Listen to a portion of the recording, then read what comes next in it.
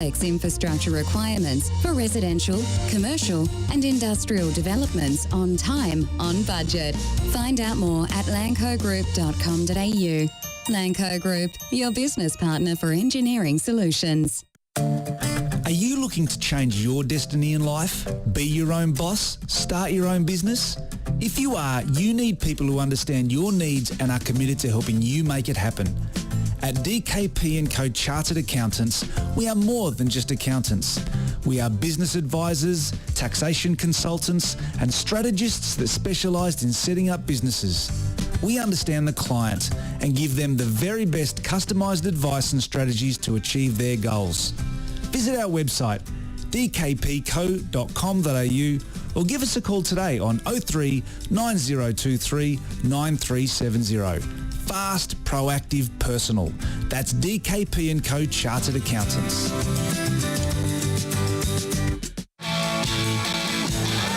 Long throw, goalkeeper's come, hasn't got there.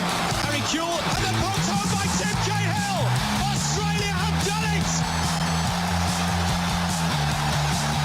6 minutes to go, and it's a landmark moment for Australian football. Tim Cahill has scored the nation's first ever World Cup Finals goal. You're listening to FNR, Football Nation Radio.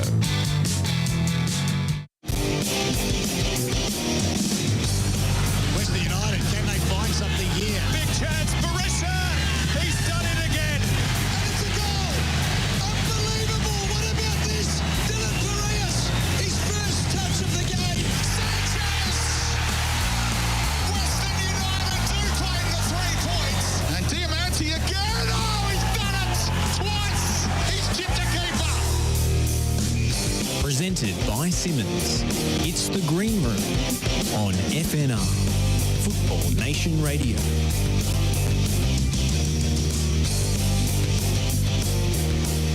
Hello and welcome to the official Western United Club show here on FNR Football Nation Radio. It is The Green Room presented by Simonds Homes, the great Australian builder. I'm Josh Parrish. I've got Lockie Flanagan with me as always. How are you, Lockie? Excellent. Always am. Absolutely. We've had wins for the women, the Calder United side, wins for the youth team. Obviously, disappointing result for the senior men, a blip on their campaign, but still flying high in the league. It's going to be a great show. We're going to be catching up with one of the biggest fans of the club who had a moment to celebrate on the pitch, a magic moment to remember. Tony is going to be joining us a little bit later, and we're also going to be talking about jersey design with the club's merchandise manager, Ren. So looking forward to that. Bit of a different spin on the show this week. Yeah, I mean, I'm a real jersey nerd. As you know, I'm always threatening to steal all of the lovely ones we've got behind us. I've got many unread messages, or Ben Garuccio rather has many unread messages from me trying to follow off about his Hearts jerseys that he promised. We're still waiting, Ben, but that's okay. It's all good. I know they'll come eventually. But yeah, I'm really excited to get into that and to speak to a competition winner. We hoped we'd chat to someone who'd been to all 3 of the games. We're still waiting for that person to reveal themselves. Senior men's, youth and senior women's in one weekend. But a competition winner, the 61-metre kick winner, Tony Gilson, that is... You could say it's the next best thing. I'd say it's almost an even better thing because that 61-metre kick has been eluding people for some time now. It's great to see someone take it out. It's more even difficult better. than it looks. It is. And I said great to see someone take it out. Even better to see that it was Tony Gilson who took it out. I loved his reaction afterwards. He was in slight disbelief, I think, that he nailed it. It was great. Well, I think we'll save the questions and the opinions on the kick for later because we'll get to speak to him all about the technique and the ins and outs of it in due time. Yes, I think it's time to get to our headline guest for the evening. He's the general in the middle of the midfield. Neil Kilkenny joins us via Zoom now. Neil, thanks for joining us on the show. How you doing, guys? We're doing well, mate. Tell us about your journey at the club this season. What enticed you, first of all, to join Western United? Obviously, I heard about the interest. I had a bit of interest from other clubs, another Melbourne club as well. But, I was excited with the background of the club, where they wanted to go, people that want to invest in the club and, they have good people here. And then obviously I knew the assistant manager that was coming in as well. And I knew bits and pieces of John Aloisi, played with John Aloisi as well, but obviously I was very young at the time, and it was an opportunity that I wanted to explore, and it's been a good move. Well, you played with John Aloisi as a very young player. He's become your coach. It was a similar situation for yourself at Perth with Tony as well. He was someone who played alongside you, now coached you. Are you making a habit of that sort of thing intentionally, or is it just a coincidence? No, I think it's just a coincidence. Obviously I know that both of them characters that you spoke to are very big in the Australian game and winners. And they knew my personality and my character, what they were bringing to the club. I'm a winner, and I want to push myself, and push everyone around me every day. It's not just on a Saturday that you have to be pushed. You have to be pushed every day, because the results you do on the training ground actually then it obviously lays over to the match day. So probably the biggest thing was obviously I knew the winners that were coming into the club. A lot of players have described you as a bit of a coach on the field and someone who's, always driving standards, at training or during matches. Has that always been part of your personality, or is that a leadership role that you've grown into over the course of your career? I've got an interest in coaching, obviously. So over the years, I've taken a lot of things in that managers that I've worked with, and it's been fantastic because, I'm playing with some players here that, up and coming, some good, young players, youngish players and no matter what the adrenaline of the game, I'm only trying to help the team, help everyone as a structure. And you see our structure this year, it's fantastic. Everyone knows their jobs, and that's a result down to the management team that have been here, and they've drilled it into the players. And obviously through my experience over the season, over the years, and definitely working and listening to what they say within the meetings and in training every day, I try and reiterate the messages that they express to the group. And as an older player, that's one thing that I need to be doing to make the group keep pushing forward and not rest on their laurels. Well, speaking of reiterating the message from the coaching staff, one person I've heard you speak very highly of in particular in the past is, of course, your assistant coach, Hayden Fox. He was obviously with you in your Perth glory days as well, and from listening to you speak about him in the past, it's clear that he's had a big impact on yourself and maybe how it informs your own coaching opinions. What is your relationship with Foxy like, and what are the biggest learnings you've taken out of working alongside him? Obviously, I knew of Foxy before I worked with him at Perth. And he come into Perth and, a new manager, a new coaching staff as assistant manager, and you want to listen to what they do. And when you're an experienced player, and when you work with the experienced players, they've been around the game for a long time, so if they're good. As soon as they speak, you're like, this guy knows his stuff, or I don't know about him. But within working with Foxy for straight away, I knew that he was very good at his job. And obviously the results speak for themselves, the results that we had at Perth. And then obviously he's now come here and he's doing exactly the same here, obviously with a new manager. And the new manager, John Aloisi, is a fantastic manager as well. And about management is a great manager surrounds themselves with good coaches and great coaches to push them and to help them as well. Because in football, you don't know everything. So, and then they have to sign good players, good characters within the changing room to reiterate what they want from the group and get the message across. And like I said, they're fantastic coaches, obviously. And I knew from working with Foxy at Perth that this guy knows his stuff and he's top drawer. And obviously working under John Aloisi, and this is the first time as a manager I worked under him, I've listened to him, the way that he speaks to the group, the way he deals with personalities, the way he gets his message across. It shows to me that, he's a fantastic manager, and I've really enjoyed it this season. Well, it does sound like you're destined for a career in management yourself when you eventually hang up the boots, Neil. Is that something you've been thinking about for a while? Yeah, I think obviously since I was very, professionally at 24, 25, and, you look at listen to coaches and managers, and over the years you listen and you take in the things that you've really enjoyed. And I think I would really enjoy coaching and management. Obviously, my situation with the family is a different thing in the sense of coaching and management. Life is very similar to a player's life in the sense of, you get a lot of it, but there's a lot of sacrifices you have to make, which I found out this year with being away from my family for 10 months now. So it's been tough. On the subject of, other players within the squad who we've spoken about in the past, Josh, with those kind of coaching ambitions, one of them is very close to home for you in the base of midfield, and that's Stephen Lustiger. He's also pretty big into his coaching. You guys have formed a really, really solid partnership this season. Obviously, you're the defensive anchor, and Lustig does his defensive work as well, but can get forward and score those goals with third man runs. How have you found working alongside him in the base of midfield this year? Yeah, I've played against obviously Lustig a few times over the years, and I've always thought he's a good player. And till you work with someone and you see them every day, and like I said, good coaching, good management. You need to bring in players that complement other players.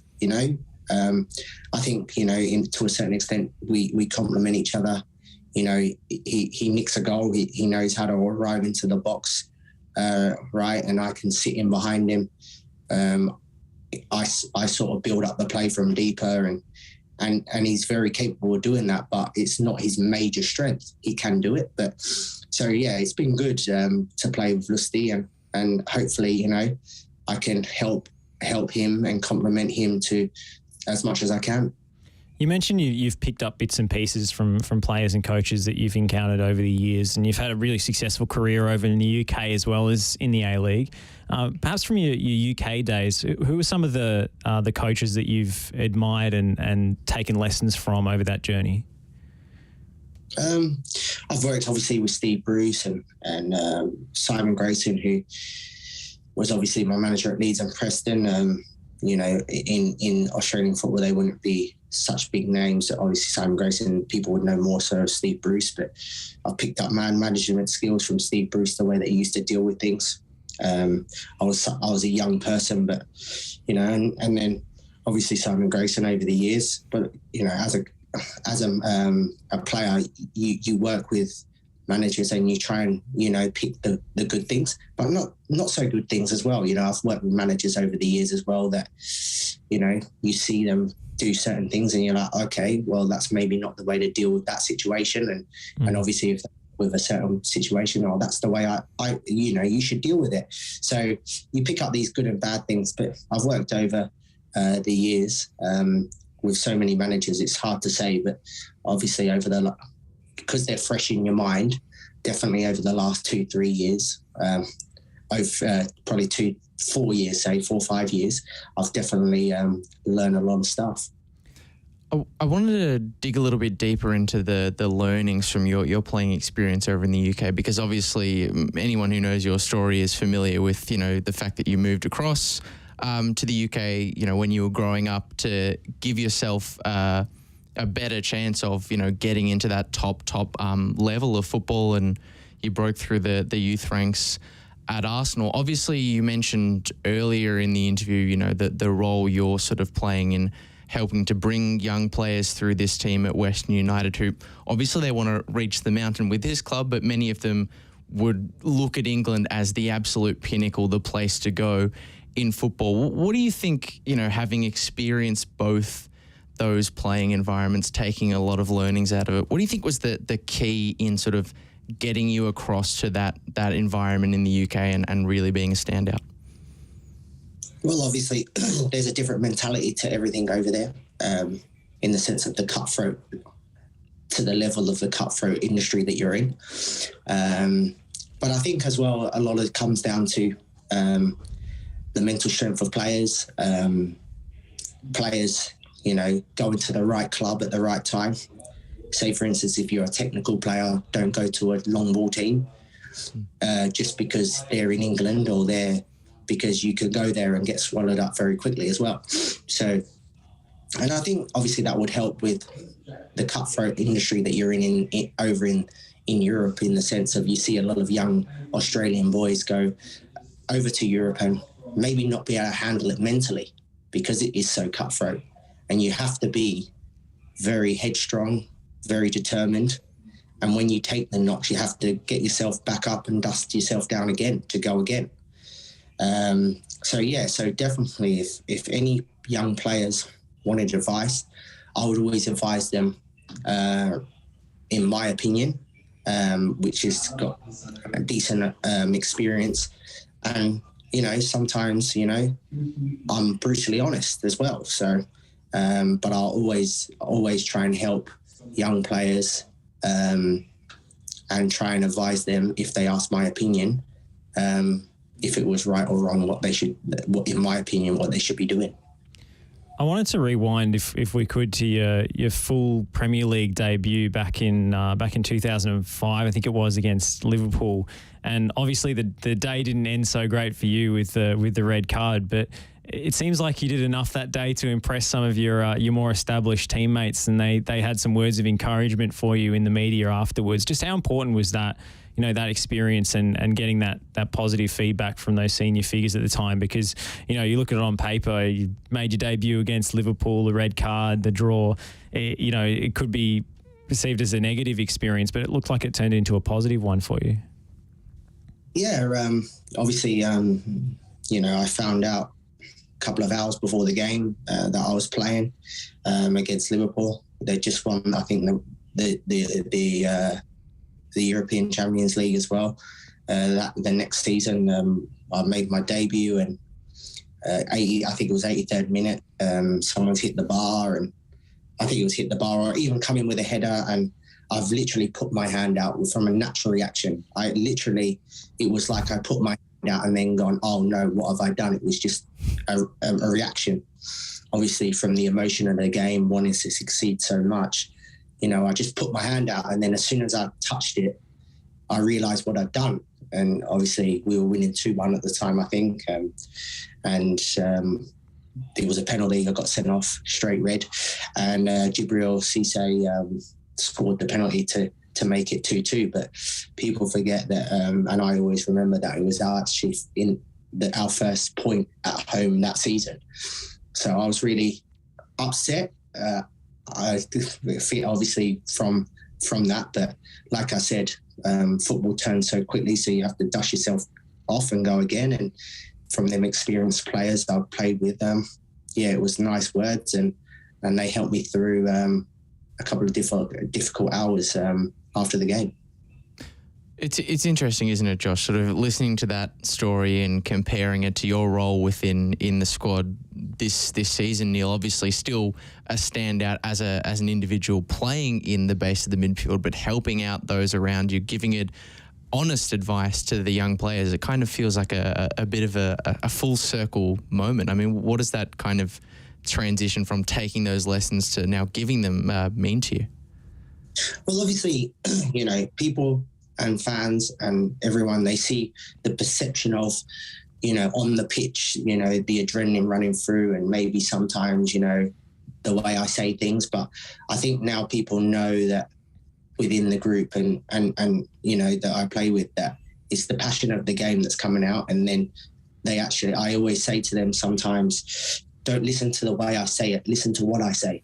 Because of the game, you're so engrossed into the game that you say it with a certain anger or whatever, and it's like, it comes across maybe as I'm having a go at them, but it's actually not. I'm just actually trying to come on, like the adrenaline of game, like sort of sweeps you with it. So yeah, it's that's maybe one thing that obviously as a coach you won't be adrenaline with the running around and stuff. You would be so you can actually help people as a coach more, where when you're involved in the fight, so you say,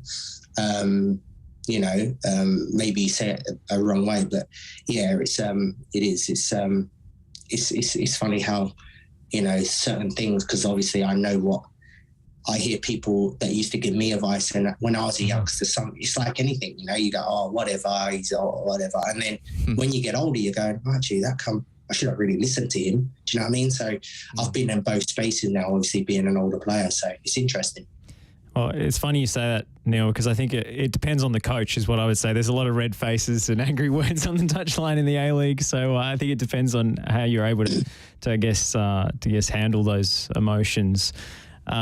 Western United this season, we've been very impressed with the performances and the results, of course. We'd be remiss if we didn't go into the defeat against Wellington.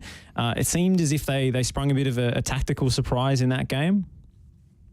Yeah, I've always said that around this time of the season, being the experience that I've been in before, that teams show you a lot more respect, and they go, okay, these guys are, they're going to dominate us, or they might break on us, so we're going to have to maybe sit in and hit them on the break, and that's what they did. And sometimes, as a group, you have to hold your hands up and say, we weren't at our level, and Wellington played well as well in the sense of the tactical, what they did tactically. So we have to brush ourselves down. Like I said, there's going to be many. There's 5 games to go. There's going to be many twists and turns. Everyone probably after the game would have thought, that's it. Game over. And then within 3 hours, everyone's then looking around going, oh, we can go and do well, and we can go and win it again. So like I said, there's so many twists and turns in a title race throughout the season, but in a title race that you've just got to knuckle down, you take a few hits, get it back up and go again. And as a group, that's what we need to do. The intensity of training this week's been fantastic. It's probably been gone to a really high level again. So hopefully that will, go over to a Saturday. It's a completely different equation, isn't it? Because, obviously your guys' speed and directness has been something that's really helped you to get the results that you have this season. And now, those counterattacks, those transitions are something that you're having to deal with more and more as teams change their approach. Has that been a real focus on the training pitch this season? You mentioned that the intensity's been much higher, but has that been one of the keys, sort of trying to work on dealing with those, counter-attacking moments and closing them down? I think we'll work on that over the next couple of days. We've worked on the intensity, bodies getting recovered from the game last Saturday. And it's been, we've played, a lot of games this season in the sense of, a lot of minutes for players. So I'm sure over the next couple of days, we got Thursday, Friday, to concentrate on things that the manager wants, and we trust the coaching staff, the management massively. They're one of the reasons why the club are in this situation now, and I'll definitely I think if people turned around to us and said at the start of the season 5 games to go, that if you win the last 5 you win the league, then I think a lot of fans and a lot of people everyone probably would have gone, yeah, okay, we'll take that. So like I said, we'll see what we do on Thursday and Friday, but hopefully we can put on a performance on Saturday and get the win.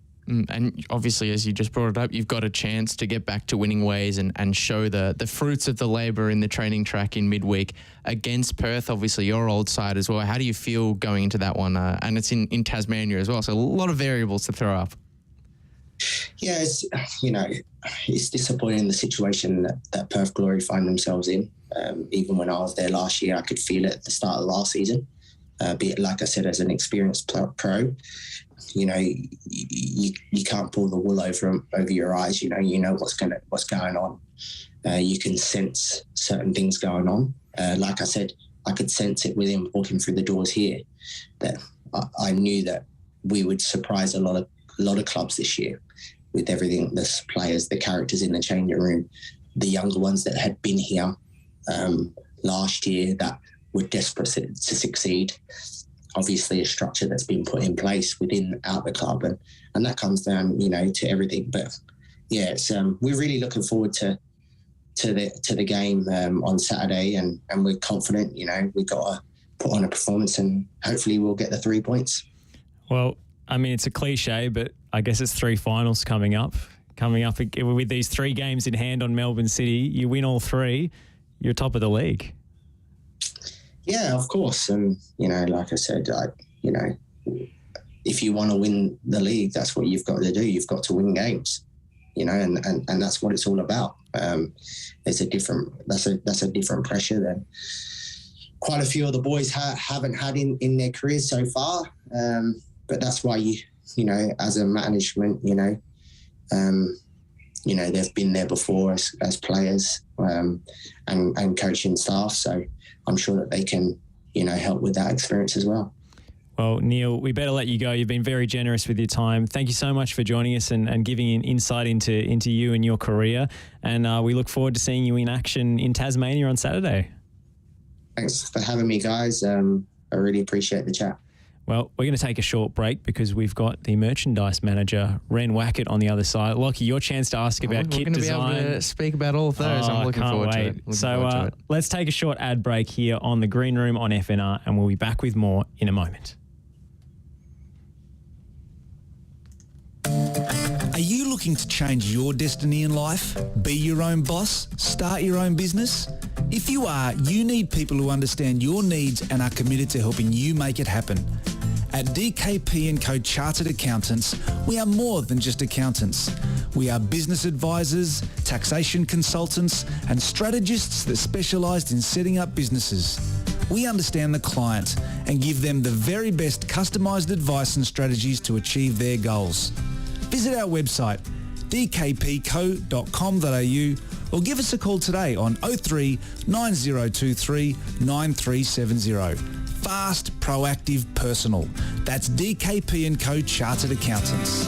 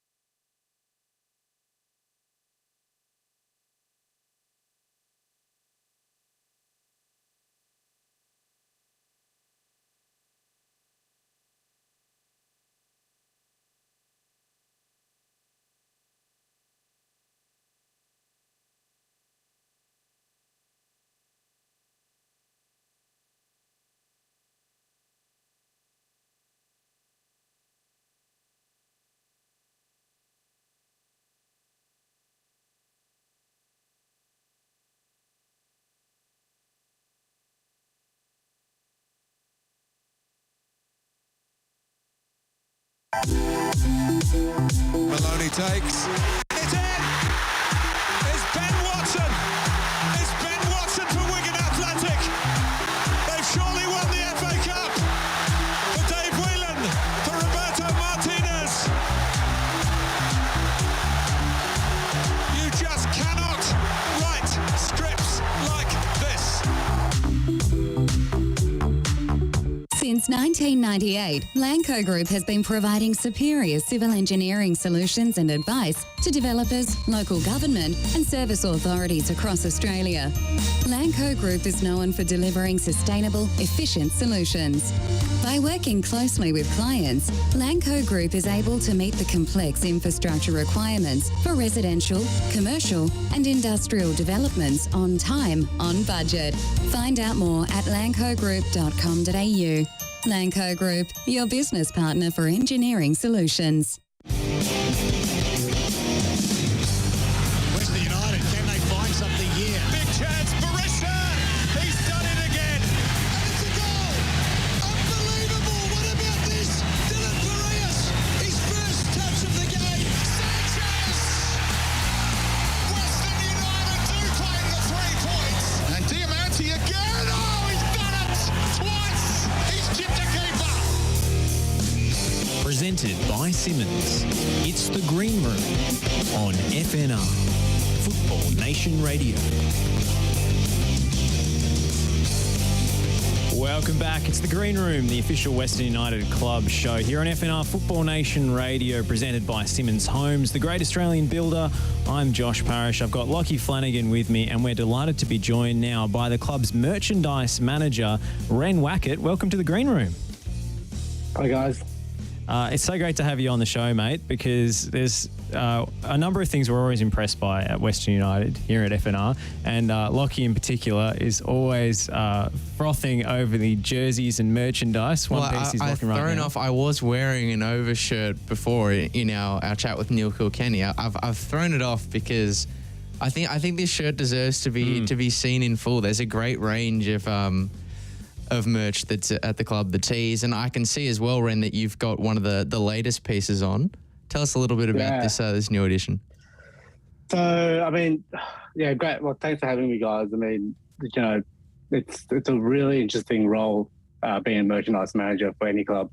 My experience has sort of come back from, I was at the Cats for 12 years. They're leading their merchandise and sort of came on board at Western United last September. So it's a great place to work for, and the merch program is very, very exciting. The sort of box logo hoodie I'm wearing now has been extremely popular. It's sort of, a lot of it is, you know, streetwear, sort of street branding, skate stuff. Borussia Dortmund did a box logo capsule range a few months back, and I got a lot of inspiration from that. Something a little bit cleaner, something slicker, something you could wear on the street, not necessarily screaming out, you know, Western United, but it still has that element to it. And honestly, it's so comfortable. Like, I like to sort of praise the merch and everything because that's my role, but it's a really comfortable piece. I wear it outside of match days and, you know, on the couch all the time because it's such a comfortable item. Yeah, well, the box logo one has just been such a hot piece of property where merch is concerned. I've seen so many fans at the stadiums just sort of rolling around with that one. It can't hurt, though, when you are trying to get these new designs out into the world, to have someone like Alessandro Diamanti, you know, marching around Mars Stadium with the box logo T-shirt on, to have that sort of influencer extraordinaire. That sort of influence, yeah. It must help. Yeah, I mean that's the thing. Like you do have to cater to a lot of people with merch. Like, there's so many different types of supporters out there, and not everyone wants to have big logos printed all over their apparel. So something a little bit more subtle, a little bit more youthful, a little bit cooler. Diamante is it's such a cool guy. So it's great to see someone like him actually like the range and put it on, and without even really telling him to put it on, he's willing to sort of wear it around. So it's it's a proud moment when you sort of see that there's good feedback on those type of items. Well, I think that just speaks to the quality of the look, because Dia isn't just wearing it to be a good club. No, this is a very fashionable club. They take their clothing game very seriously. Exactly. So, you know, he's always out there. He's always on the Instagram stories. So he's a very visible personality. So great to have him as the ambassador. Are there any other players who've impressed you so far in the way they model the team merch? I mean, to be honest, we've got a lot of good-looking sort of guys in the team. We probably have one of the best-looking crew out there. So it's really easy to have them wear the merch. You know, a lot of a lot of tall, dark, handsome players out there. So they all look great. And to be honest, like the colours really are great. Green and black. You can do so much with that type of stuff. You can really have big supporter wear in it, or you can have subtle apparel. So like the black is such a versatile colour in apparel. So, you know, it's hard to sell if you're Perth Glory and you're doing purple. That's really hard to create a range, but black and green and white, it's such a easy colourway to really dress up.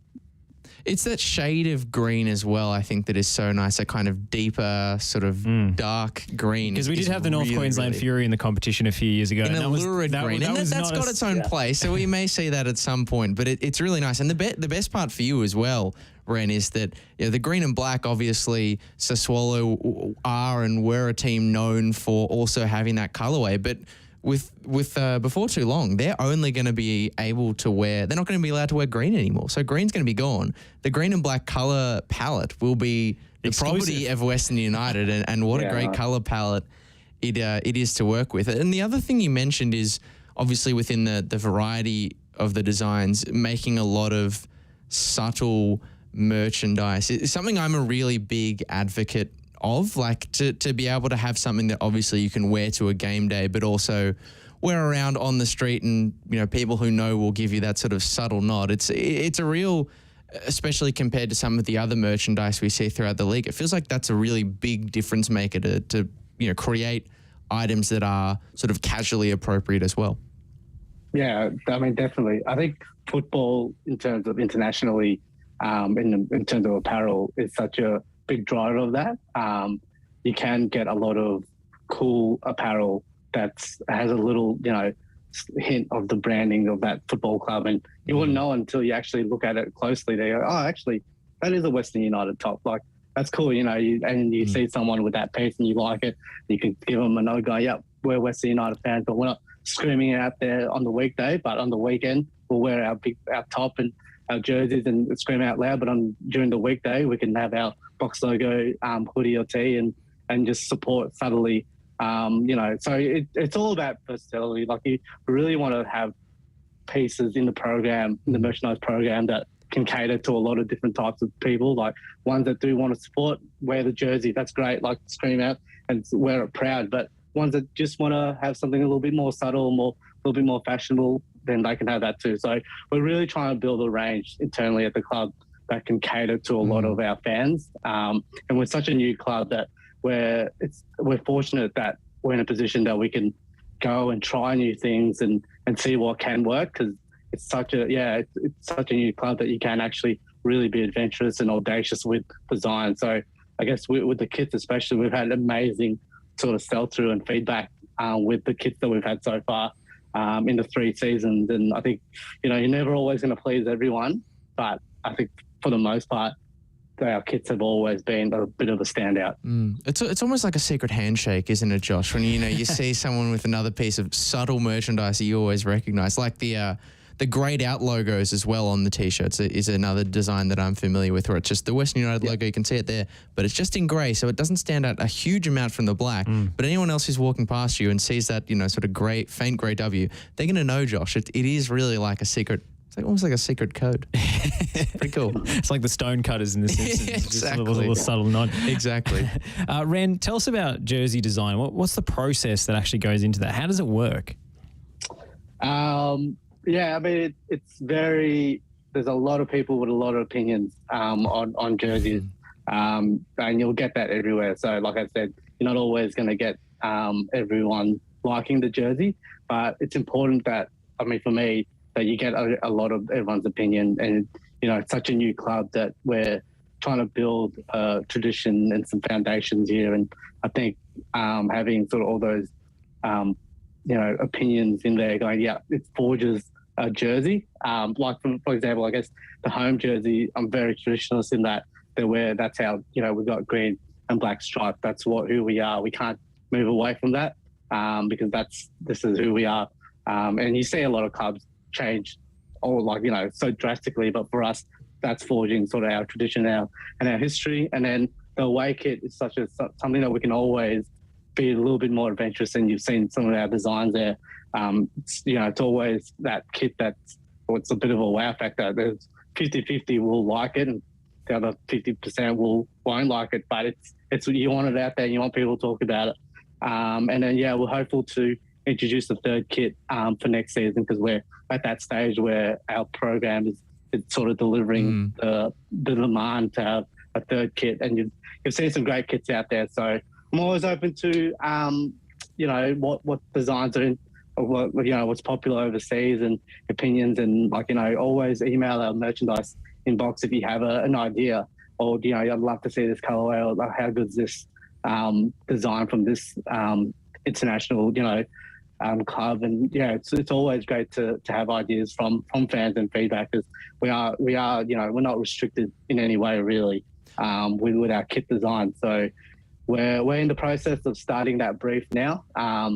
We're doing our range with Kappa, which is a great supplier. Like, they're a great on-fielder for us, because they do such cool stuff internationally, and we really could jump on to what's on trend in Europe, because they does some amazing kits internationally, and we'd really lean on those guys to help us brief in for kits for next season.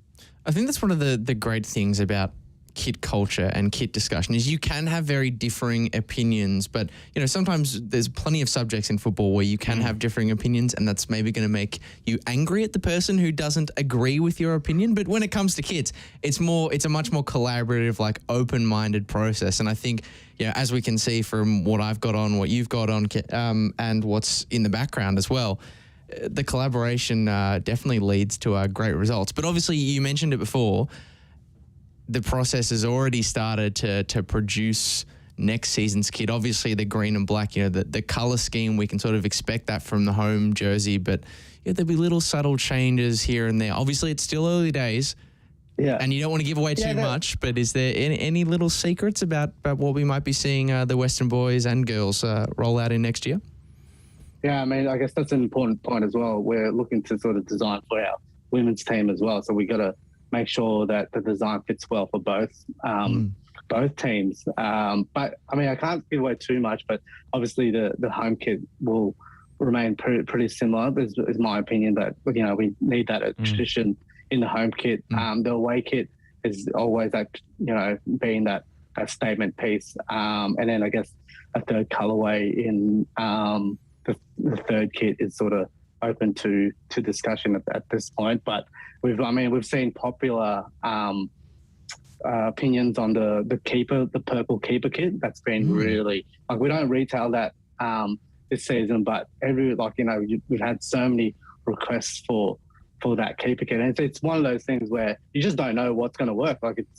It's so wow, everyone loves that purple. It could be the shading, it could be, but so sort of those feedback that you get throughout the year sort of leads to what the range could look like for next season. And the beauty about football is that they do go with different colorways and different designs and everything. You're not sort of stuck with any barriers really on the design. So it's exciting to sort of work on that process now. It's a bit of a long process and getting it all sort of ticked off and signed off, and getting everyone's feedback on it is important. So then when we do launch it, everyone has their say in it, and everyone's proud of what that kit is, because at the end of the day, that's our biggest seller, and that's our number one product is our kits, and we've got to get that right. Because if you don't get that right, you're quickly told that it's not a good kit. So it's always sort of a difficult one, but we've got great colours, and we've had some really good kits. So I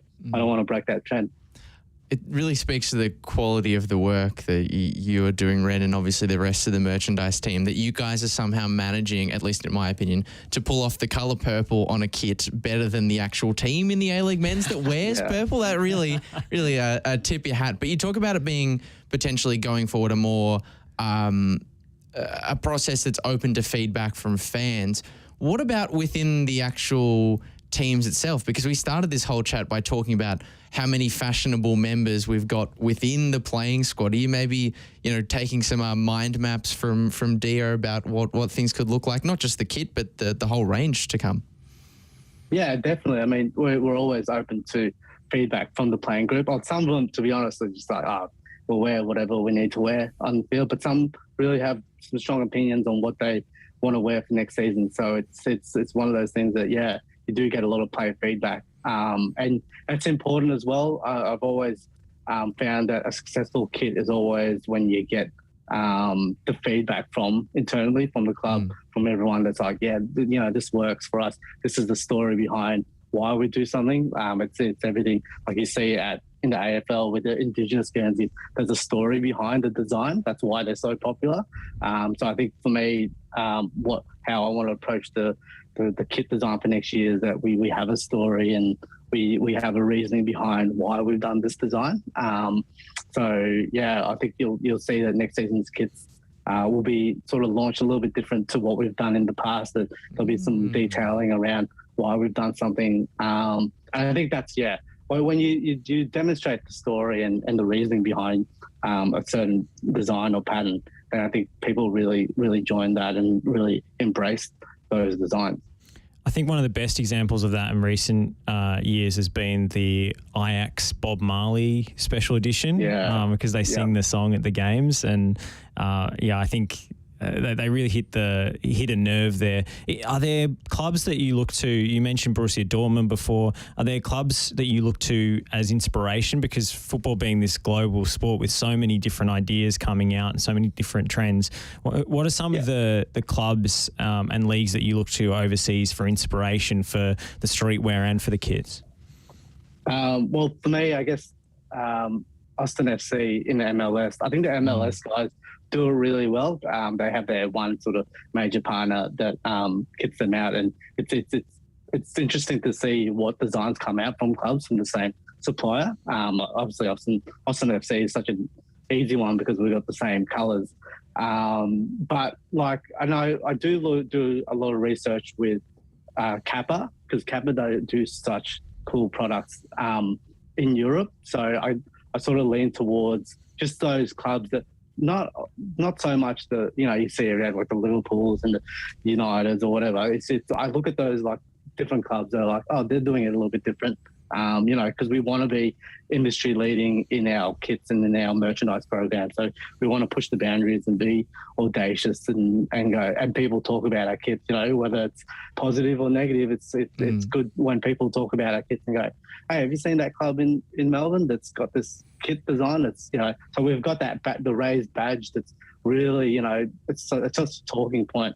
And that's what we want. We want our some brand awareness and getting everyone to talk about our kits. Hopefully more positive than negative, but it is always great to have different types of opinions on the kit. But yeah, I do look at more clubs that you don't necessarily would see, I guess, in a sort of more, popular places. So like, I always look at sort of more the fashionable brands. I like subtle designs.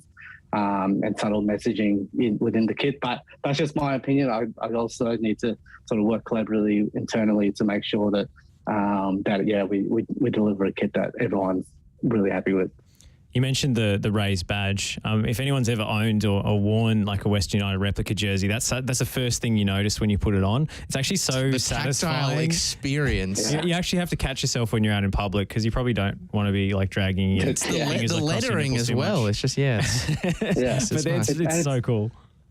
It's so unique to our jersey as well. So it was really great that we could that Kappa could get that for us because it's really unique to us and. It's something that we'll continue on. Hopefully we can implement a few more sort of subtle design elements within the jersey that can be traditional and grow in history. Well, and the different colorways of the badge is also a thing that I've always been a big fan of. But we should probably we could go on for a very long time with the kit chat. We've got the whole clothes rack over there. I've got a few trunks of them at home. We should probably do that in the future. Just exchange, maybe do a bit of a kit showcase at some point and compare a few notes. But the other thing I want to ask you about, which I'm still doing a bit of the mental gymnastics to work out how this falls under the purview of merchandise manager, but I'm not complaining at all. But you're also heavily involved with the setup for the E-League as well, which I understand has a bit of a different format compared to previous seasons. Tell us a little bit about that E-League setup at Western United. Yeah, so I mean the APL has sort of redesigned the whole E-League from previous sort of few seasons. So I've got some background in esports and yeah, so we sort of started that process earlier and we're partnering up. We'll announce it pretty soon, but we'll partner up with a really high profile organisation in that space and really have some good. Higher ranked players to play for us in the E-League, which will be in May. There's sort of 2 rounds to it. There's sort of the group stages in, I think, the 7th of May, that weekend. And then the finals round will be in the actual APL grand final, or A-League grand final. So we're hoping that if we play our cards right, that we have the E-League and the A-League men's team sort of playing at the same time, in the morning and in the afternoon, and we have a double championship. But yeah, you plan these things, and you hope that they eventuate. But yeah, well, that's the goal at the moment. So we've got some really strong players which we'll announce hopefully this week or next week that we'll launch our E-League team. But yeah, the format's a little bit different, and we've got a really competitive team out there. Well, I'm looking forward to seeing who takes the field. There might be a few jaded men's team players that are annoyed that their FIFA skills aren't considered good enough to be involved, as has happened in other E-League teams in seasons gone by. But before we let you go, Ren, maybe one final question for you. Obviously, we're all looking forward to seeing what the kit looks like for next year. Are you hoping as well that badge on the front for the men's team might have a different tint as well for next season? Yeah, it's a good problem to have, is not ordering the kits, as you got to wait until you can't really hit that button until So that is in the back of my mind.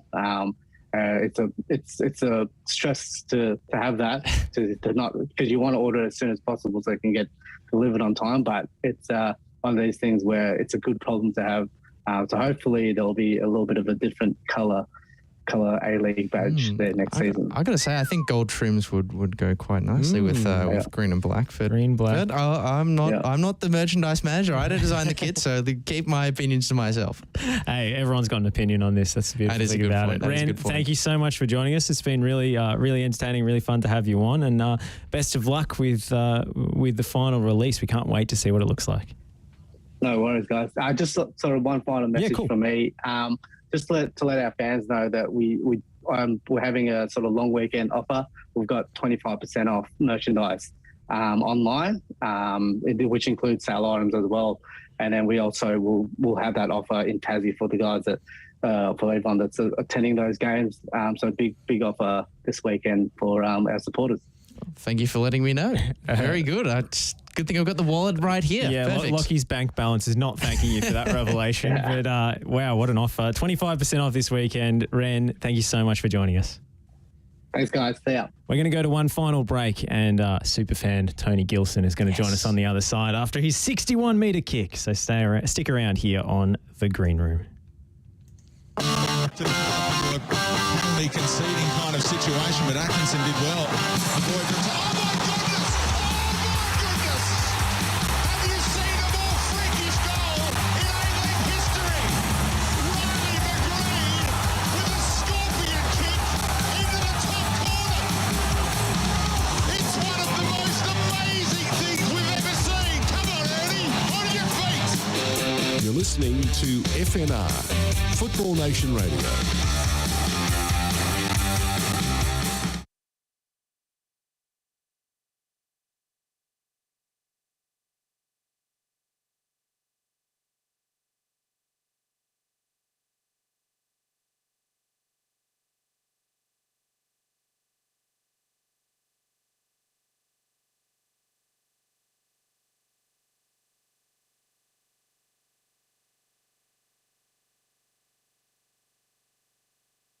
Since 1998, Lanco Group has been providing superior civil engineering solutions and advice to developers, local government and service authorities across Australia.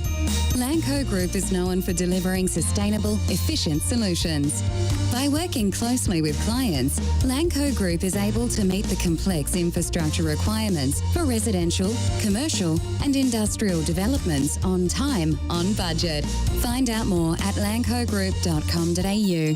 Lanco Group, your business partner for engineering solutions. Are you looking to change your destiny in life? Be your own boss? Start your own business? If you are, you need people who understand your needs and are committed to helping you make it happen. At DKP & Co Chartered Accountants, we are more than just accountants. We are business advisors, taxation consultants and strategists that specialise in setting up businesses. We understand the client and give them the very best customised advice and strategies to achieve their goals.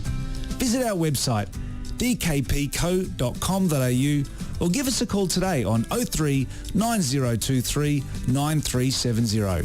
Fast, proactive, personal. That's DKP & Co Chartered Accountants.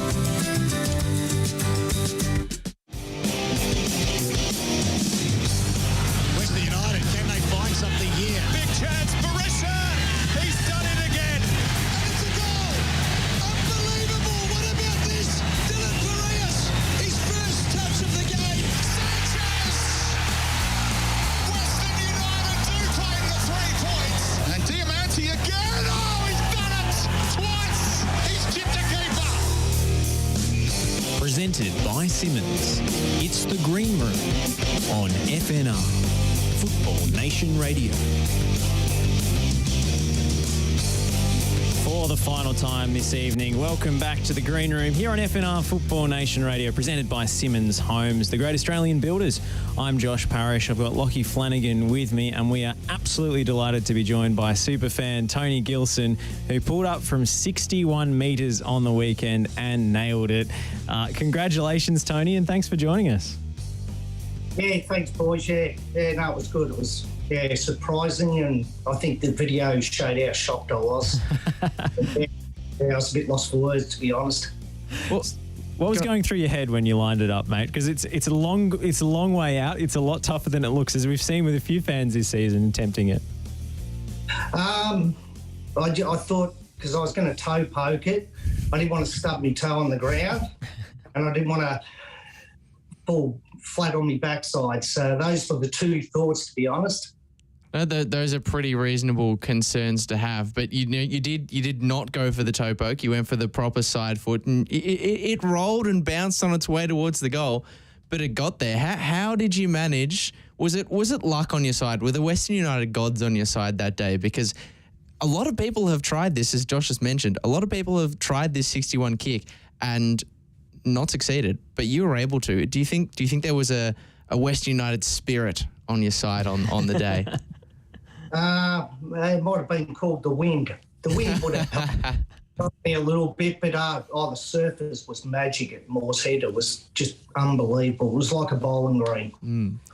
It is a privilege to get to walk out onto the playing surface, never mind have a shot like that. But what did you make of Saturday's game? Obviously a disappointing result, but really cool venue. In my opinion, it's the best venue we've played a home game at. By far. I mean, it's a pretty state-of-the-art, pretty recent development. Absolutely fantastic pitch, as you mentioned. I can vouch for Moorehead Park. I've got family up there, so I go there quite often. I commentated a game of NPL Victoria there a few weeks ago, and the surface is fantastic. The facility there, it's almost, Tony, maybe even a preview of what you guys can expect when that regional football facility is up and running, to have that singular grandstand and, the areas around. It must be exciting to think that, in not too long into the future, you'll be able to have something like that facility as a permanent place for Western United. Yeah, can't wait. Absolutely can't wait. Probably the best venue I've been to, would be Cooper's. I went to the last Cooper's games. You're close to the game, close to the action, and it's just. And being 16,000 at Cooper's, it's just, even with 8,000 people, it's just a great atmosphere. Moorehead, obviously a lot smaller venue, but you're so close to the action, you could smell it. It was brilliant. Absolutely. Take us back on the Western United journey, Tony. Where does the love of the club come from for you?